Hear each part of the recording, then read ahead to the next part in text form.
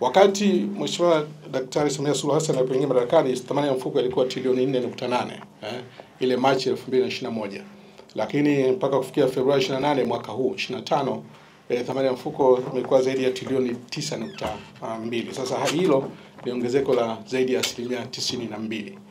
Kwa nini tumekuwa na ongezeko kubwa kiasi hiki katika miaka minne, na ukizingatia kwamba NSSF imekuwepo muda mwingi tangu enzi hizo ikiitwa NPF tangu mwaka 64.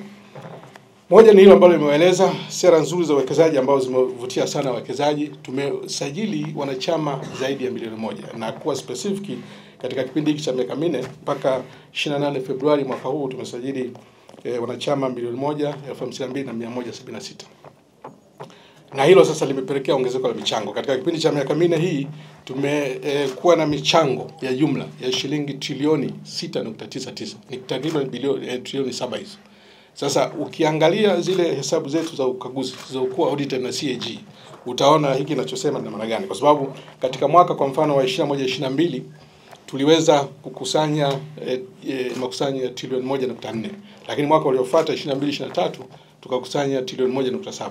Mwaka wa 23-24 tumekusanya trilioni 1.9. Unaona jinsi ambavyo makusanyo yameongezeka, lakini hiyo inaendana sambamba na ongezeko la michango na wanachama mfuko. Moja ya kipaumbele ambacho tumeweka sisi wana NSSF ni katika kuhakikisha kwamba tunaboresha huduma zetu hasa kwa kutumia TEHAMA. Na hilo linafanyika kote. TEHAMA imekuwa ni nyenzo ambayo inasaidia sana katika kuboresha huduma. Ule mwaka 21 pale ambapo Mheshimiwa Rais Samia aliingia madarakani, matumizi ya TEHAMA yalikuwa ni 48%. Lakini tunavyoongea sasa mpaka Februari, matumizi ya TEHAMA yamefikia 87.5. Na tunataka mwishoni mwa mwaka huu tuwe tumefikia 100%. Zile huduma zote ambazo tumeziia maki ziwe automated, tutumie TEHAMA, basi tutatumia TEHAMA. Na katika kuboresha huduma, ukiacha matumizi ya TEHAMA ambayo yametusaidia moja kwa moja, lakini pia kuna swala zito hili la ulipaji wa mafao, shughuli yetu ya msingi. Kama unavyofahamu, NSSF na mifuko ya pensheni, jukumu lake la msingi kwa ukiacha mengine haya ambayo tunazungumzia, mwisho wa siku ni kulipa haya mafao. Tumeweza sana kisheria, tunatakiwa kulipa mstaafu siku 60 baada ya kuwa ametoka kazini. Lakini sisi wenyewe ndani kwa kutoa kipaumbele katika jambo hili la huduma kwa mteja, kupitia ile Client Charter tumeweka siku 30. Nimeangalia katika kumbukumbu zetu za mwaka huu wa fedha ambao ulianza Julai mwaka jana mpaka Februari mwaka huu 25.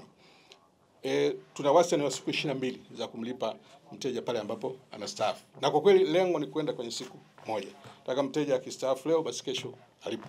Kwa hiyo pamoja na sheria kutaka tulipe ndani ya siku 60, lakini tumepunguza mpaka kufikia siku 22, na mwelekeo sasa ni kupunguza mpaka kufikia siku moja. Hayo tutafanya kwa sababu ni moja malengo yetu, na tunaweka mikakati ya kuhakikisha kwamba yote hayo yanatekelezeka. Kiwanda cha sukari cha Mkulazi, wote hapa ni mashuhuda. Mwaka jana tarehe 7 Agosti Mheshimiwa Dr. Samia Suluhu Hassan alizindua rasmi kiwanda kile. Kiwanda kile kinamilikiwa na NSSF kwa 96% na wenzetu wa magereza kwa 4%. Tumekuwa na mafanikio makubwa katika kuanzisha kiwanda kile kwa sababu performance yake katika mwaka huu wa kwanza wa operation ilikuwa nzuri. Katika mwaka huu wa kwanza tumeweza kuzalisha tani za sukari takriban 20,020, na ndio ilikuwa malengo yetu, just below ile 20,020 za sukari.